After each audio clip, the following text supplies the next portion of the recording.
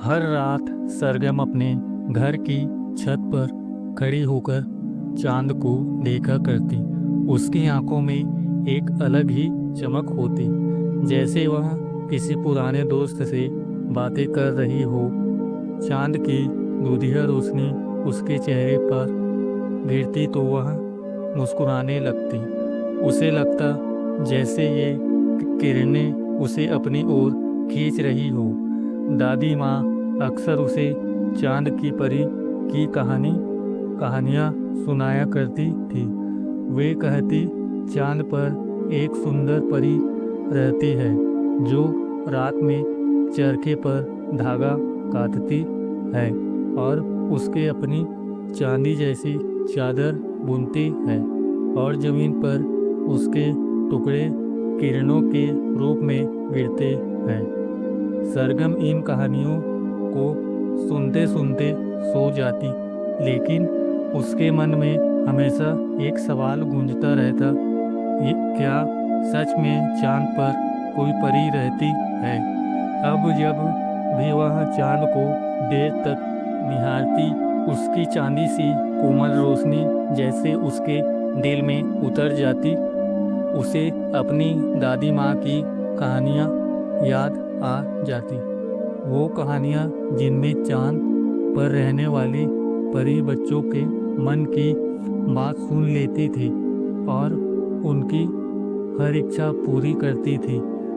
उसी याद में खोकर वह धीरे से मुस्कुराती और सोचती, अगर सच में कोई रात ऐसी आए जब वह परी चमकती रोशनी में मेरे सामने उतर आए, तो मैं उससे क्या मांगूंगी? क्या वह उससे उड़ने की शक्ति मांगे या जादुई पंख जिनमें वह बादलों के ऊपर से दुनिया देख सके, या फिर कोई ऐसा वरदान जो उसे अपने सपनों को सच करने की ताकत दे।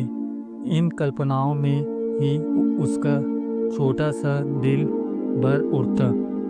उत्साह, आश्चर्य और उम्मीद से उसके लिए चांद सिर्फ आसमान का एक गोला नहीं था, बल्कि एक दोस्त, एक सुनने वाला, एक ऐसा दरवाजा जिससे खोलकर वह अपने सपनों की दुनिया में पहुंच सकती थी। धीरे धीरे उसने अपने मन में जवाब खोज लिया। एक रात जब सरगम नींद में थी, उसने देखा आकाश शांत था, चांद बड़ा और चमकीला था। अचानक उसकी रोशनी से एक उजली आकृति उतरने लगी। वो चांद की परी थी, उसके पंख मोतियों जैसे चमक रहे थे। परी मुस्कुराई और बोली, सरगम, मैं जानती हूँ तू मुझे रोज देखती है और कुछ पूछना चाहती है। सरगम ने धीरे से कहा, हाँ परी माँ, मुझे उड़ने की शक्ति दे दे ताकि मैं ऊपर से धरती को देख सकूं, पहाड़ों, नदियों, जंगलों, तारों को एक साथ। परी ने हंसते हुए कहा, उड़ना सिर्फ ऊंचाई तक जाना नहीं होता बच्ची, इसके साथ दिल में सच्चाई, धैर्य, विनम्रता, साहस और करुणा भी होनी चाहिए।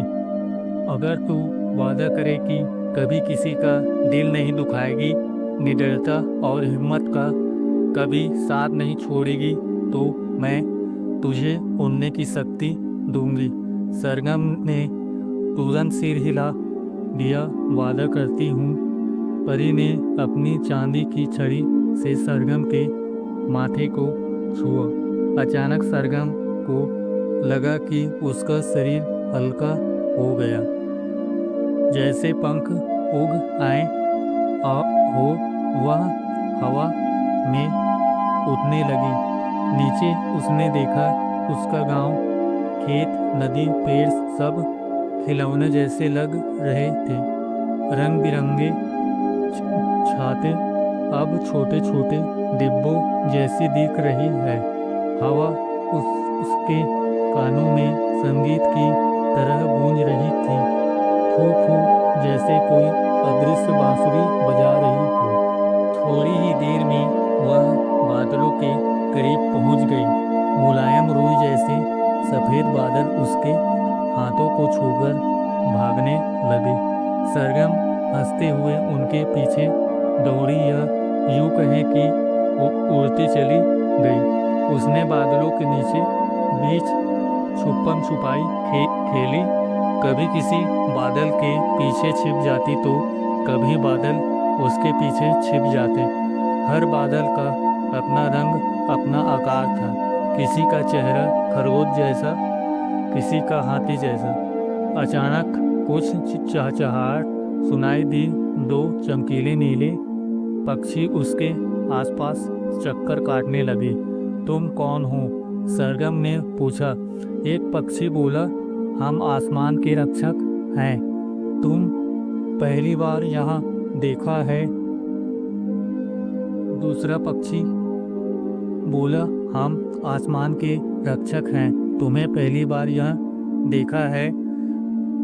दूसरा बोला, चलो तुम्हें कुछ जादुई दिखाते हैं। वह उनके साथ उड़ चली।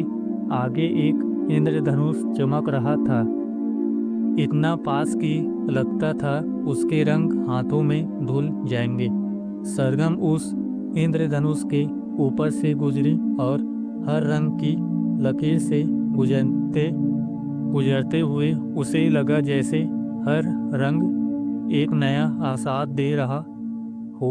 लाल ने उसे हिम्मत दी, नारंगी ने खुशी, पीले ने चमक, हरे ने शांति, नीले ने सोच की गहराई, जामुनी ने सपने दिखाए। इंद्रधनुष के पार पहुंचकर सरगम की नज़र एक सुनहरी रोशनी पर पड़ी। एक चमकता हुआ तैरता द्वीप जिस पर फूल हवा में तैरते थे और पेड़ की शाखों में घाटियों जैसी आवाज निकल रही थी। यह क्या है? सरगम ने हैरानी से पूछा। पक्षियों ने कहा, यह जादुई द्वीप है। यहाँ सिर्फ वही पहुंच पाता है जिसका दिल सच्चा और निडर हो, और आज तुम वह जाने योग्य हो। सरगम की आंखों में उत्सुकता चमक उठी। वह धीरे धीरे उस चमकते हुए जादुई द्वीप पर पहुंची। जमीन पर कदम रखते ही उसे लगा जैसे उसके पैरों के नीचे संगीत बज उठा हो। टन टन टन, हर पत्ती, हर फूल, हर पत्थर में कोई न कोई धुन छुपी थी। उसी समय एक छोटा सा चमकीला जीव उड़ता हुआ आया। वह तितली की तरह था, लेकिन उसके पंखों पर छोटी छोटी लिखावटें चमक रही थी। उस जीव ने चहचहाकर कहा, मेरा नाम तीरम है। मैं इस द्वीप का रक्षक हूँ। यह जो भी आता है उसे अपना सच्चा हृदय साबित करना होता है। क्या तुम तैयार हो? सरगम ने हिम्मत करके सिर हिलाया। उसे इंद्रधनुष के लाल रंग से मिली हिम्मत अब काम आ रही है। तीरम ने सरगम को एक जंगल में ले जाकर कहा, यह हर आवाज गूंजकर वापस आती है, लेकिन सच्चाई की आवाज और भी मधुर होकर लौटती है। सरगम ने पेड़ों से पूछा, क्या मैं इस रास्ते पर सही हूँ?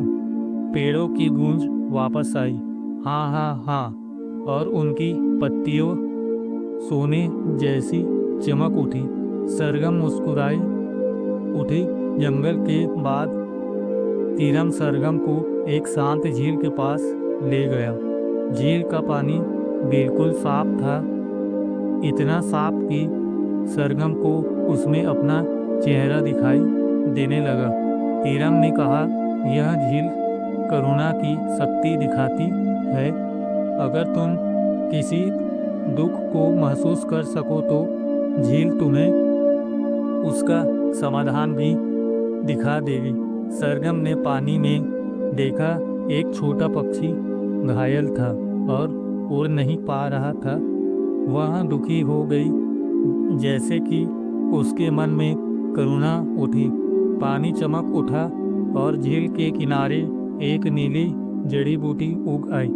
सरगम ने उस नीली बूटी को लिया और पक्षी के पास ले गई, और देखो चमत्कार हो गया, और अचानक वह पक्षी ठीक होकर उड़ने लगा। वहाँ उसने कहा, तो दिल की दया भी जादू बन सकती है। इसके बाद वे एक पहाड़ के पास पहुँचे। वह हवा में तैरती हुई पारदर्शी सीढ़ियाँ थी, जो सिर्फ उसी समय दिखाई देती जब कोई अपने आप पर विश्वास करता। पहली सीढ़ी पर कदम रखते ही सरगम थोड़ा घबरा गई। अगर मैं गिर गई तो, उसने सोचा। तभी इंद्रधनुष का नीला रंग याद आया। गहराई और विश्वास। उसने साहस और विश्वास के साथ अगली पीढ़ी पर कदम रखा। सीढ़ियाँ चमक उठी और एक रास्ता बन गया, और आखिर में वह पहाड़ की चोटी पर पहुंची, जहां चांद की परी उसका इंतजार कर रही थी। परी ने मुस्कुराकर कहा, सरगम, तुमने खुद को साबित कर दिया है। अब मैं तुम्हें एक उपहार देती हूँ। उसने अपनी चांदी की छड़ी घुमाई और सरगम के हाथों में एक छोटी सी चमकदार किताब उभरी। यह ज्ञान की किताब है। इसमें ऐसे जादुई गीत है, कहानियाँ हैं जो तुम्हारे मन को विशाल बनाएंगे और अच्छे गुणों से भर देंगे। परी ने सरगम को प्यार किया और उसके चुपके से उस बिस्तर पर छोड़ गई। सीख, सपने देखने वाला बच्चा दुनिया को नई नज़र से देखता है। कल्पना शक्ति इंसान को उड़ने की हिम्मत देता है। हर बच्चा अपनी तरह से विशेष होता है, बस उसे और बड़ों के उसके पंख पहचानने की ज़रूरत है। धन्यवाद।